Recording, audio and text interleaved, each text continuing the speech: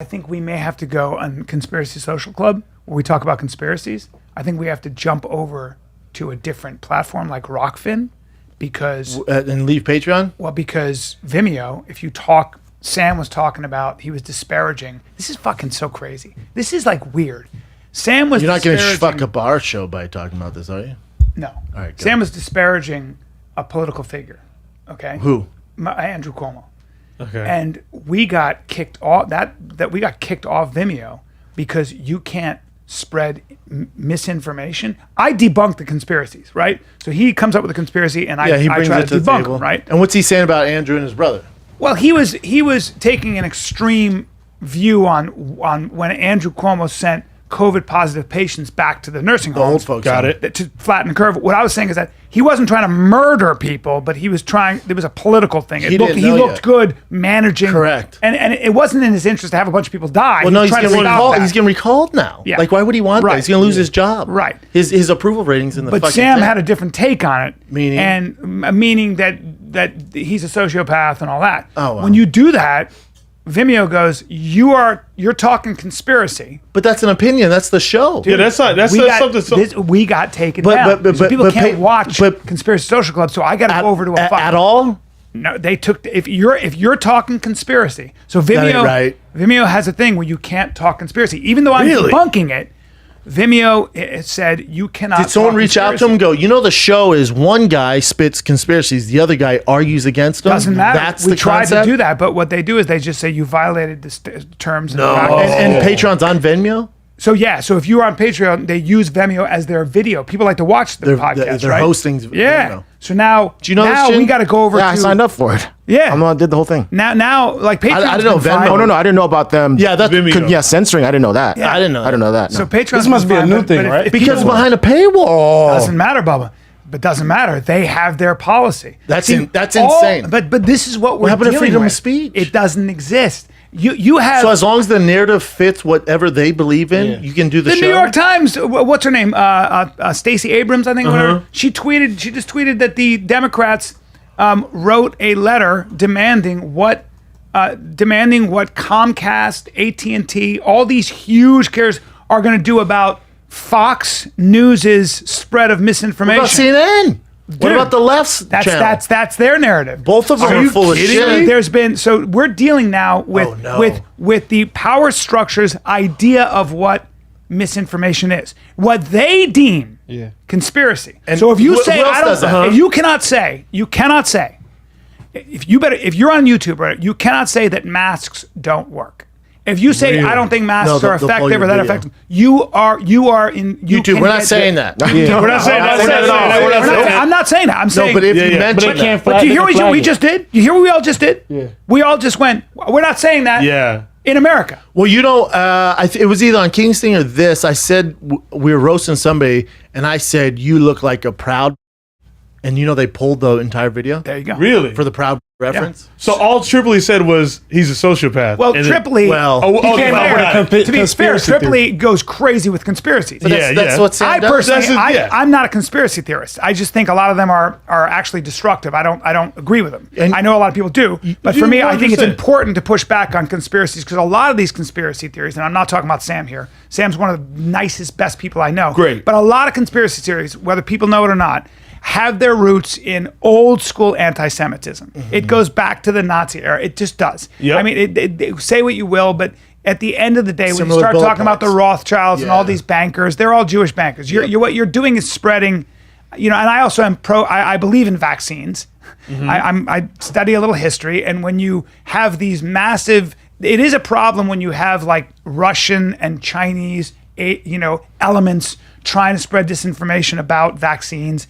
And then there are a lot of people that are very distrustful. It works. So I understand that big tech has a lot of issues. The worry for big tech is that when you do have real misinformation and it starts gaining traction and it can get people killed like it did with the Rohingya in different countries. Yeah. You watch The Social Dilemma. That's a real fucking problem. Yeah. That's a real problem. But then that misinformation, it also did with COVID, right? Like some people didn't take it serious at all and ended up dying. No, but a lot of the doctors who were saying, look, we're on the front lines.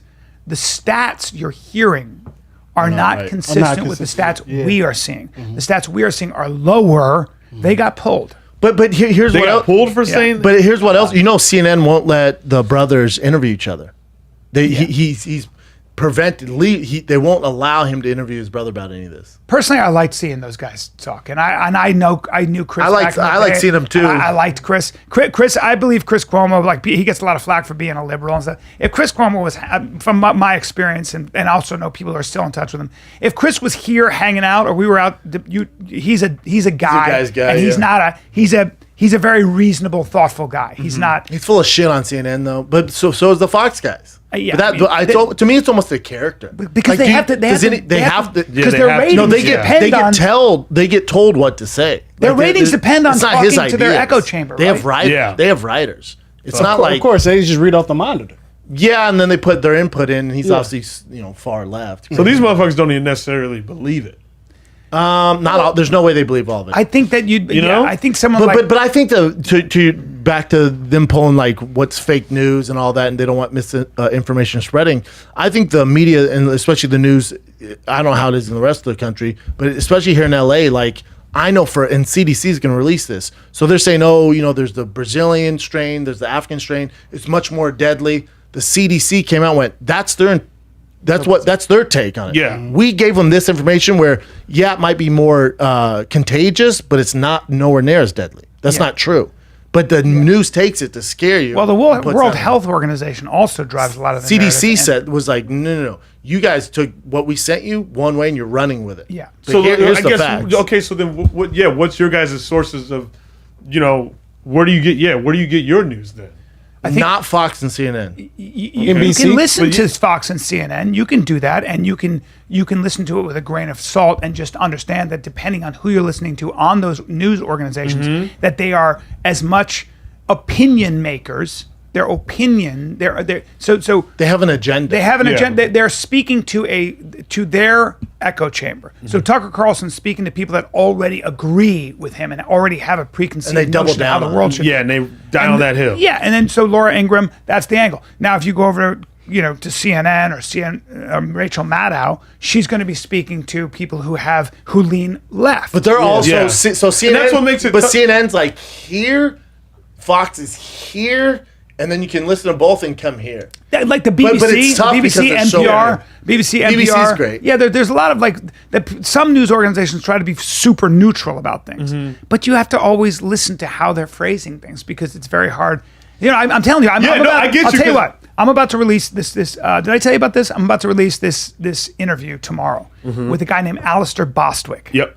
Alistair Bostwick, I sent you that thing on. He said he had that YouTube thing on what Chris D'Elia should have done. Yeah, and he also has another thing on the truth information we could have used yesterday. and he also has a video on the truth about Woody Allen and his allegations. His documentary. You got to see that. No, but you got to see what. He's a real journalist. Alistair Bostwick is a real journalist. Okay, and he went and looked at all the stuff like with Mia Farrow and what really happened. Three of her 11 children. 3 of her 10 adopted children committed suicide. There was apparently, and he has the court trial transcripts. They offered Woody Allen if he gave them $8 million, they would shut up. They wouldn't make it a scene. And Woody Allen was like, "No, I'm taking a lie detector test," and she wouldn't take a lie. Watch the video, but anyway, I did an interview with him. I'm going to release it tomorrow. I don't know what I'm going to release it on, but yeah. I said, I want to figure out what you're going to release. But I said, because I do want to watch it. Oh, it's great. I am curious. I'll release it on YouTube. I'll just release it on my channel. On I'll Bryan release Callen. it and I'll post it on. So I just search Bryan Callen. Yeah, and I'll post it on my Instagram. I got you. I know where to find it. So he worked for liberal corporation. He worked for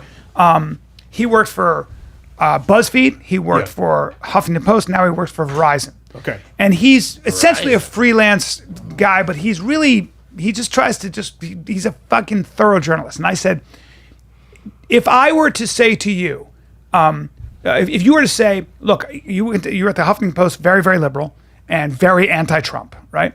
And if you were to say, let me find one good thing about Trump, like let me find one good thing that might have been good for the economy. Let's say his deregulation policy. And he said, it would get greenlit. However, would it be promoted? Would it be on the front page? No. Right? And then what would happen to me when I come back to work the next day? and the week after.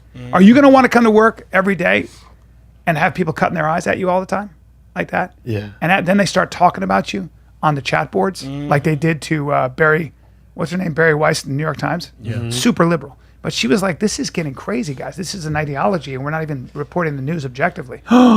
They started talking about it on the chat board. It got so hostile for her that she had So, she so, did so, what- Rogan so what did he, talk so what about did it. he do? Well, he said what happens in those So I'm taking my situations. talents over What happens Verizon. is you go over to Breitbart or the Daily Wire because you can't. You don't know. So journalists get pushed in one team or another.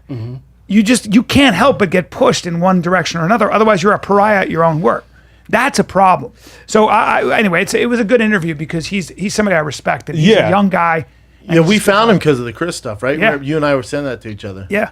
I'm like, for sure, send this Watch to Chris. the Woody Allen thing he did. Fuck. Yeah, I was I'll watch like, it. but that's what makes it tough because, I never watch the fucking news based off of, just like you said, like Fox is over here, it's seeing it. It's just, I don't know, it's just such a wild world, and then to pick a side, I don't know, it's just too. Which side is Brian Williams on? The 11th hour. Which side would Brian that Williams is pretty. He's just pretty vanilla. Yeah. He makes a lot of money because he's not threatening. Not threatening. But would you have to take a side to far left or far right? It's like Brian, he's because that's why. For me, or no, I'm just saying, for Brian Williams. Yeah. Out of all the guys, yeah. Oh, so don't listen. He's to vanilla him? ice cream. Yeah. Oh, okay. I mean, I think also to keep in mind, it's like, are you left? Are you right? Or give me the issue. Give me the topic. Immigration. Yeah, I don't know. It's really complicated. I don't want to see kids in cages. I know that. We all agree with that. But at the same time, I don't think we should have I think borders are reasonable and they mean something. If they don't, then take the front door off your house. You got to have some regulation. I mean, so how do we do it? It's not easy when Latin America is a disaster, when you got Guatemala, El Salvador, and you got desperate people coming, problems. and you're a border agent, and you're dealing with children who've been in the desert and they're dehydrated or maybe dying, and you're dealing with all this shit, and you're finding people who are dead, that shit's, all you're doing is, you're not even political at that point. You're just trying to make the world a better place. You're just trying to deal with all the shit. And so you're part of an organization called ICE. People saying you're bad. Well, bro, I'm just trying to. I have a job to do. I'm trying to. It's really the incentive structure that causes people to either behave. But also with immigration stuff, the rules are almost for the exception. So it's like remember in Syria when all those Syrians left and Germany was like, yeah, we'll take them. It's tough because you're going to get those outliers, those guys who are still involved in ISIS. It can't just be that easy, is what or you're France saying. goes, we'll take them, and then they have all these issues. Yeah. But again, those guys are the exception. Majority of the people that come over, they're going to contribute to society and be good people. Yeah. But that exception will scare everybody and keep them out. Well, you get young men. It's like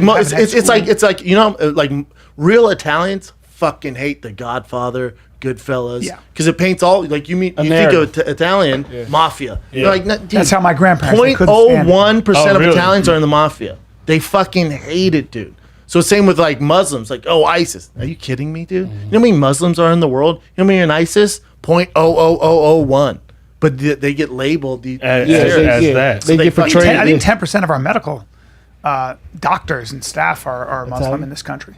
If you're Iranian or you're from that, you come here or whatever and you're Muslim, you go to school. Your parents are like, oh, you're going to be a doctor or a lawyer. You got a couple of choices. You got to get 6 degrees. Yep. It's the same thing. How many? You're Italian, Irish. What's that? You're Italian and Irish. Italian and Irish. That's why I fucking. But you grew up all over the world, right? Yeah, I did. I grew up. That's Let me pee real quick. How about when I got off stage at the Laugh Factory? Right away, you go, bro, I figured out what you look like. I'm like, what? This is from a bunch of other comics. I'm like, what? You're like, you look like a Rottweiler who got his shit together. Oh, you do, bro. Yeah. Come on, man. I'm just saying, dude. Grab that mic, son. You do. Look, bro, look.